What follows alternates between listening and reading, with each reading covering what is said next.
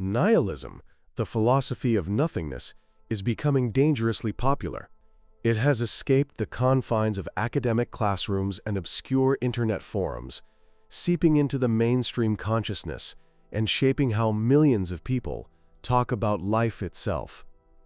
We see its shadow in the widespread sentiment that none of this matters, a feeling particularly resonant with younger generations. A 2021 study by the American Psychological Association found that adults under 30 report the highest levels of stress and uncertainty about the future, while data from the Pew Research Center shows a consistent decline in religious affiliation and trust in major institutions, from government to the economy, among millennials and General Z. They are the generations waking up to the decaying myth of the American dream, saddled with debt and facing a precarious future, leading many.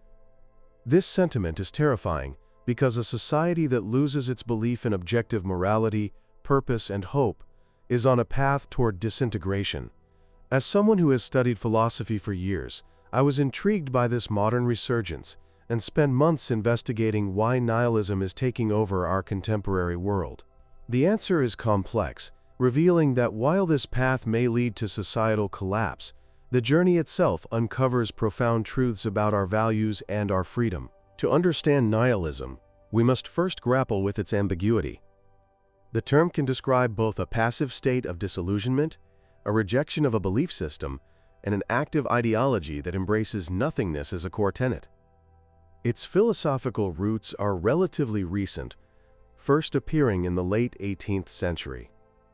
The German philosopher Friedrich Jacobi is often credited with its popularization when he used it to criticize the idealism of his contemporary, Johann Gottlieb Fichte, as a philosophy that reduced reality to an empty ego. From its inception, nihilism was an accusation, a philosophical slur akin to solipsism. To have your worldview labeled as such was to be told it led to a dead end. In the 19th century, nihilism acquired a potent political dimension, most famously in Russia. The Russian nihilist movement of the 1860s, which included figures like Dmitry Pisarev, championed radical individualism and the rejection of all traditional authority, the state, the church, and the family. They were not just dispassionate skeptics, they were revolutionaries who believed the existing social order had to be utterly destroyed to pave the way for a new society based on scientific rationalism. This political nihilism was seen as a profound threat by the establishment. The writer Fyodor Dostoevsky, once a member of a socialist circle who was famously subjected to a mock execution, became one of its fiercest critics.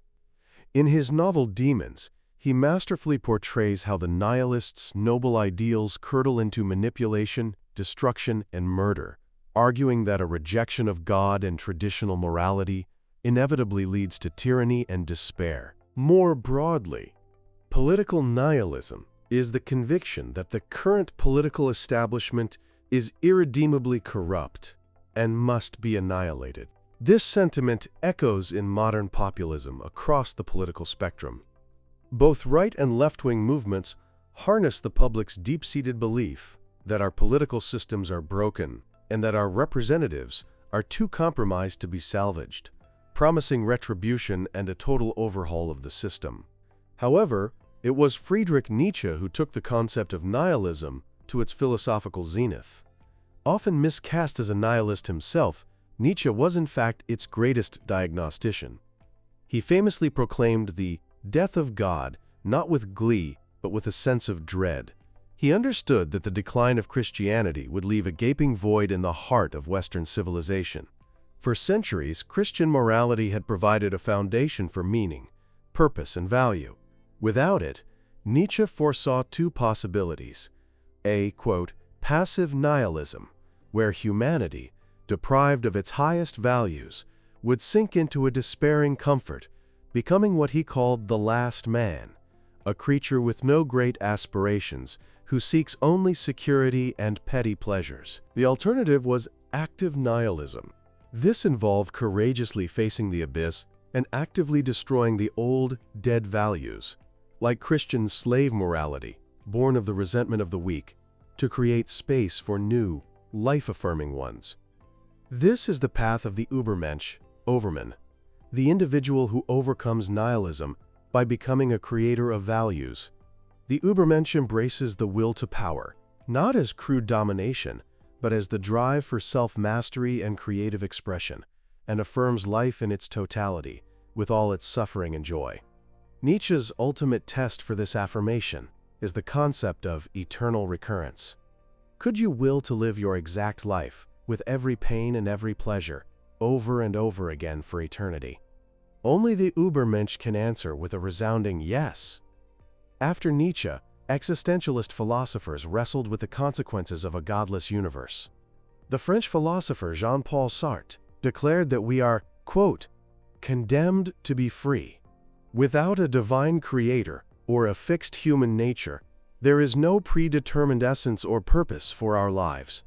We are thrown into existence and are radically free, and therefore entirely responsible for creating our own meaning.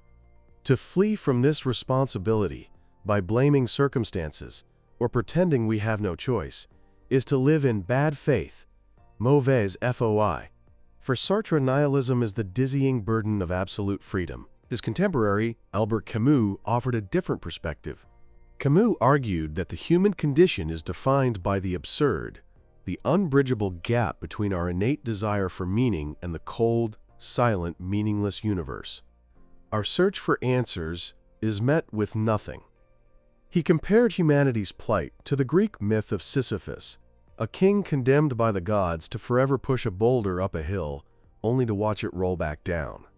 This is our struggle for meaning, a futile, repetitive task.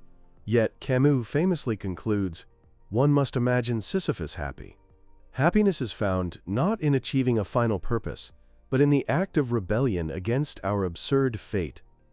By consciously acknowledging the futility of his task and pushing the boulder anyway, Sisyphus becomes the master of his own suffering. He finds freedom in scorn. The postmodernists took this rejection of ultimate meaning a step further, embracing nihilism with an almost cheerful skepticism. Thinkers like Jean-François Lyotard proclaimed an incredulity toward meta-narratives, the grand, overarching stories like religion, progress, or Marxism, that societies use to legitimize their beliefs and institutions. For postmodernists, there is no single truth, only a plurality of smaller, competing language games. Michel Foucault argued that knowledge itself is not neutral, but is inextricably linked with power. Institutions like prisons, hospitals, and schools use disciplines like criminology and psychiatry to create knowledge that categorizes, controls, and normalizes individuals, turning them into docile and productive citizens. This creates a pervasive sense of being trapped within systems of control, a key driver of modern feelings of powerlessness. This brings us back to today. Optimistic nihilism, a concept popularized online, suggests that if life is meaningless, we are free to create our own joy and purpose. This is essentially a simplified version of Camus' absurdism. However, many people today seem trapped in a more passive, postmodern nihilism. They are the indifferent conformists, alienated and resentful, who seek distraction in hedonistic consumption. Languishing in the absence of a greater purpose, their despair occasionally explodes into senseless acts of violence. This is Nietzsche's last man, and the philosophers who confronted nihilism were desperately trying to steer us away from this fate. Yet, to engage with nihilism is not just to stare into the abyss, it is to question the very nature of value. As Nietzsche warned, he who fights with monsters might take care lest he thereby become a monster, and if you gaze for long into an abyss, the abyss also gazes into you. Dwelling on nothingness can consume you. But the goal was never to sit idly in that void. The point was always to navigate a world without a pre-written map. The lack of a grand, universal truth is not a tragedy but an opportunity. It is the chance to pursue different, more personal truths, free from the crushing weight of narratives that have shaped our society. These established truths can be comforting, but they also alienate and lead to dangerous convictions. Large-scale violence is often perpetrated in the name of a rigid moral or religious certainty. But what if we are free to assign purpose to whatever we choose? We often belittle our own interests because they don't serve a higher purpose instilled in us by society. We might forgo a long, aimless walk in the mountains because it doesn't advance our career. We might reject a friendship because someone's lifestyle doesn't align with our inherited moral code. As consumers, we indulge in fleeting pleasures because they align with the ingrained value of economic productivity. You work hard, so you play hard. Coming face to face with nihilism is a painful but liberating process. It can relieve the immense pressure and anxiety that come from trying to live up to standards we never chose. Most of us will never fully meet the demands placed upon us by society. And now perhaps we don't have to. How is your career going, by the way? Don't answer that. It doesn't matter. What truly matters is what you decide matters. What I want to know is, how does the texture of a wet rock feel in your hand? In this moment, that might just be enough.